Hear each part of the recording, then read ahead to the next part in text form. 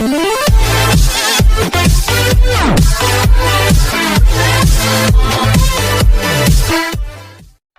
teman-teman, dalam video pembelajaran ini kita akan mempelajari materi laju reaksi. Apa yang akan kita bahas? Ada pengertian laju reaksi, teori tumbukan, faktor-faktor laju reaksi, orde reaksi, dan tetapan laju reaksi. Pengertian laju reaksi. Laju reaksi merupakan berkurangnya jumlah reaksi untuk setiap satuan waktu atau bertambahnya jumlah hasil reaksi untuk setiap satuan waktu.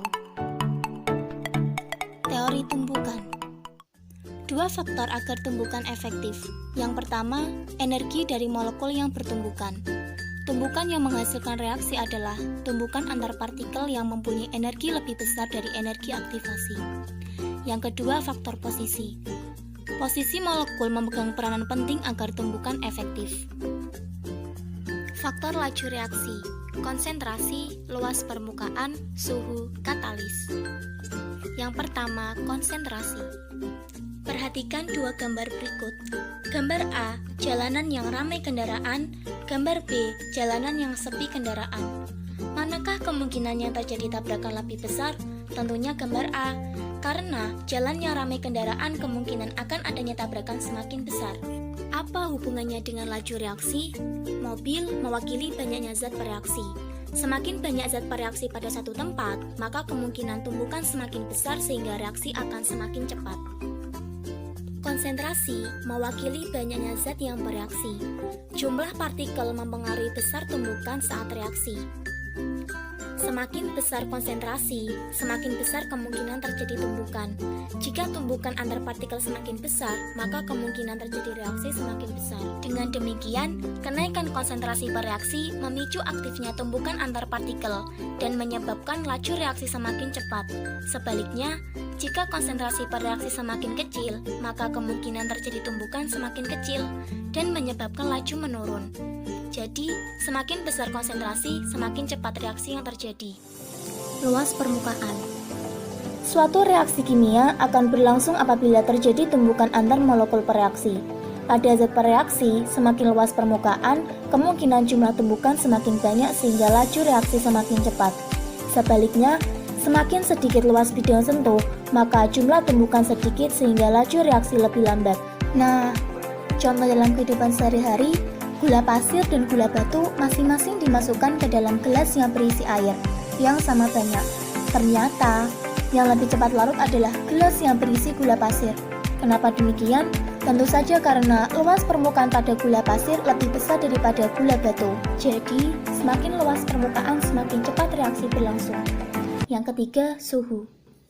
Ada dua tablet vitamin C yang dimasukkan ke dalam air panas dan air dingin. Manakah yang lebih cepat bereaksi? Kita lihat. Vitamin C akan cepat bereaksi pada suhu yang tinggi. Mengapa demikian?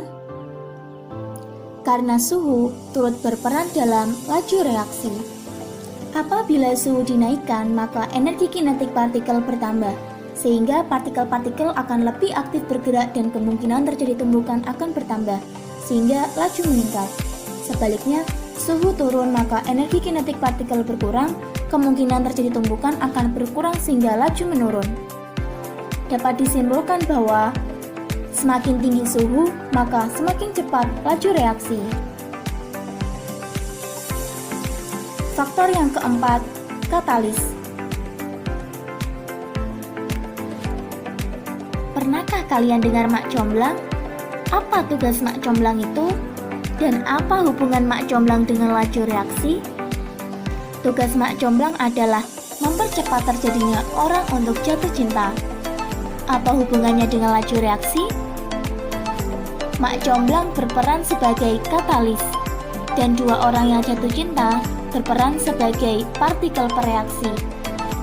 Jadi katalis adalah suatu zat yang mempercepat laju reaksi kimia tanpa mengalami perubahan atau terpakai oleh reaksi itu sendiri. Katalis dapat menurunkan energi aktivasi. Dengan adanya katalis, partikel tidak perlu mengeluarkan energi yang besar untuk bereaksi, sehingga laju reaksi semakin cepat. Jadi, penambahan katalis akan mempercepat laju reaksi tanpa mempengaruhi hasil reaksi.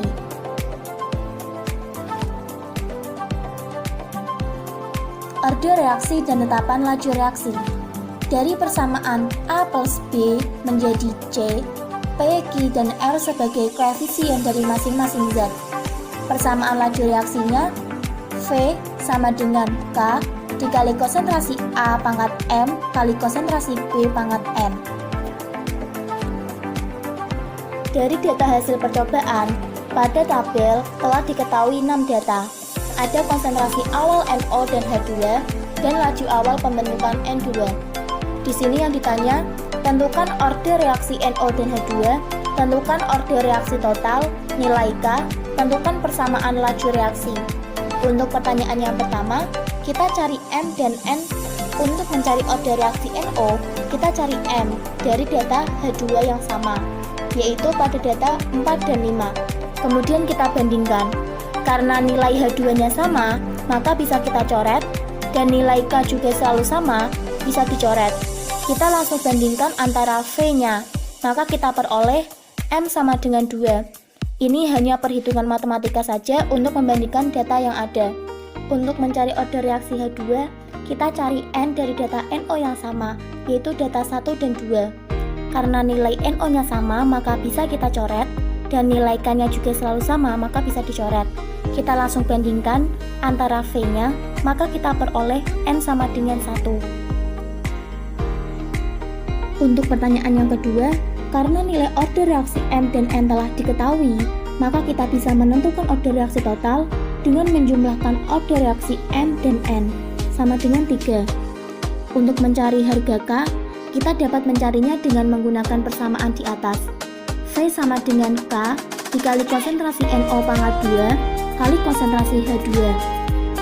0,006 sama dengan K dikalikan konsentrasi 0,006 pangkat 2 dikali konsentrasi 0,002. Kita bandingkan, maka didapatkan K sama dengan 8,33 kali 10 pangkat 4. Jadi, persamaan laju reaksi kita dapatkan V sama dengan 8,33 kali 10 pangkat 4 dikalikan konsentrasi NO pangkat 2 dikali konsentrasi H2.